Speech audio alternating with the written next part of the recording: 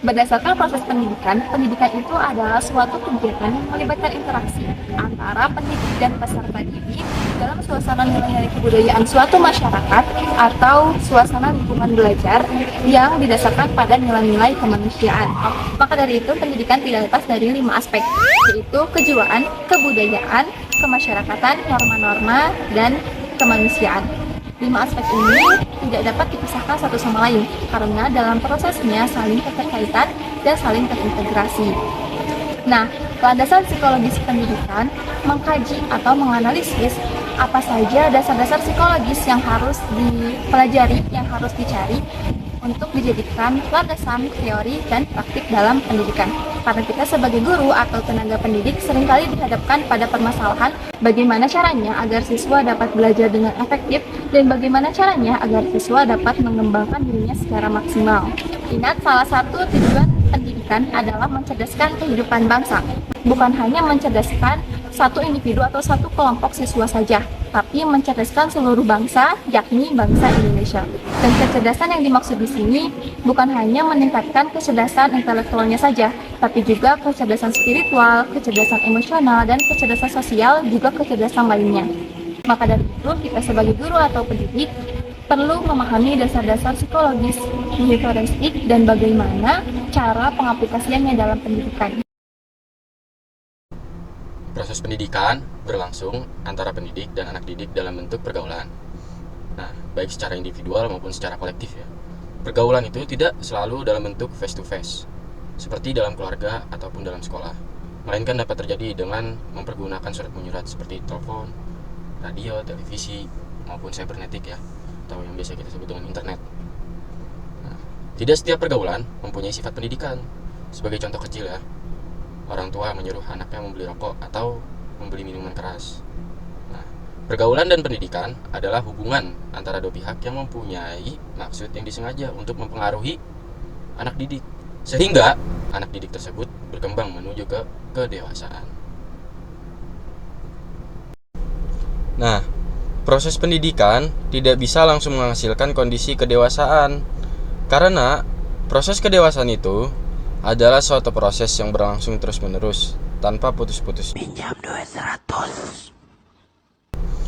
Oleh karena itu, kita sebagai pendidik harus bersikap sabar untuk dapat menunggu tercapainya hasil pendidikannya, sehingga perubahan pada anak didik yang kita harapkan cepat dewasa tidak akan segera dapat kita saksikan. Pendidikan pada dasarnya mempunyai dimensi tujuan untuk memperbaiki perilaku atau yang dapat disebut dengan behavior modification atau behavior improvement, yang pada aktivitas sehari-harinya kita dapat melihat contohnya yaitu pada hewan anjing yang dilatih untuk dapat mengendus obat-obatan seperti narkoba dan juga dilatih untuk dapat melacak pencuri. Dalam pendidikan intinya bukan terletak pada perbaikan keterampilan, melainkan kita mendidik anak agar dapat memiliki integritas kepribadian dan rasa tanggung jawab. Hal inilah yang membedakan antara manusia dan juga hewan, bahwa hewan itu dapat dilatih tetapi tidak dididik, sedangkan manusia itu dapat dididik karena mereka dapat membedakan hal yang baik dan juga hal yang buruk. Saya di sini ingin menjelaskan tentang pemahaman terhadap perkembangan pribadi anak. Pemahaman terhadap dunia anak adalah dalam rangka upaya untuk mengembangkan potensi anak agar mempunyai kemampuan dirinya serta mencapai kedewasaannya. Pemahaman dunia anak juga bukan hanya sebagai makhluk biologis, melainkan sebagai makhluk psikis atau spiritual. Sebagai makhluk biologis, anak dapat dikenal dari segi kehidupan instingnya.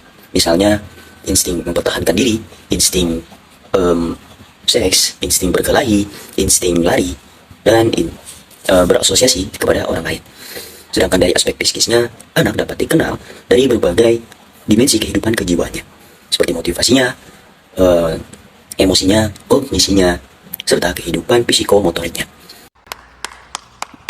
Secara umum, perkembangan terhadap dunia anak dapat dibagi ke beberapa periodisasi.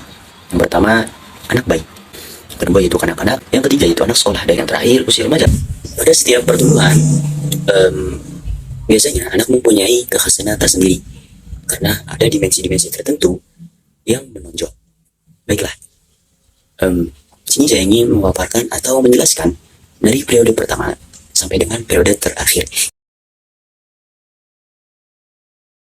pertama itu adalah tahap psikologi kognitif.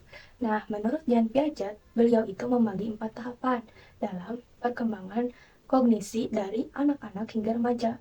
Yang pertama itu adalah tahap sensori motorik. Nah, yang kedua itu adalah tahap operasi awal. Lalu yang ketiga itu adalah tahap operasi konkret. Nah, yang keempat itu adalah tahap operasi formal. Menurut Brunner, tahapan intelektual dapat dibagi dalam 3 tahapan. Yang pertama itu tahap enoktif, yang kedua tahap ikonik, dan yang ketiga tahap simbolik. Peranan guru dalam proses belajar mengajar yang didasarkan oleh teori Piaget, yang pertama yaitu merancang program pembelajaran, yang kedua yaitu menata lingkungan yang kondusif, yang ketiga yaitu mendorong perkembangan murid. Teori psikologi humanistik. Menurut aliran humanisme bahwa perilaku manusia ditentukan oleh dirinya sendiri, oleh faktor internal, dan bukan oleh kondisi lingkungan ataupun pengetahuannya. Manusia yang mencapai puncak perkembangannya adalah mereka yang mampu mengkondisikan dirinya dan mampu mengembangkan potensinya, serta merasa dirinya itu utuh, bermakna, dan berfungsi bagi semua orang. Peranan guru lebih berperan sebagai fasilitator daripada berperan sebagai pengajar. Teori belajar behavioristik. Apa tuh teori belajar behavioristik itu? Berikut penjelasannya. Teori belajar behavioristik merupakan teori pembelajaran yang mengamati perubahan tingkah laku seseorang akibat adanya stimulus dan respon. Contohnya gini, ketika seorang guru menjelaskan sebuah materi kepada murid, maka secara tidak langsung seorang guru telah memberikan stimulus. Nah, ketika murid mendengarkan dan berpikir, maka si murid ini telah merespon dari stimulus yang telah guru sampaikan. Jenis-jenis upaya pendidikan. Upaya pendidikan merupakan bagaimana seorang pendidik dapat membimbing anaknya mencapai kedewasaannya atau membimbing seorang anak agar mengerti arti kedewasaan. Nah, upaya pendidikan juga bisa berupa ajakan, perintah, dorongan, dan sebagainya. Jadi, upaya pendidikan itu mengharapkan agar mendapatkan hasil yang memang bisa diterapkan kepada anaknya tersebut atau seorang anak agar menjadi dewasa yang bisa mengerti arti kedewasaan yang sesungguhnya.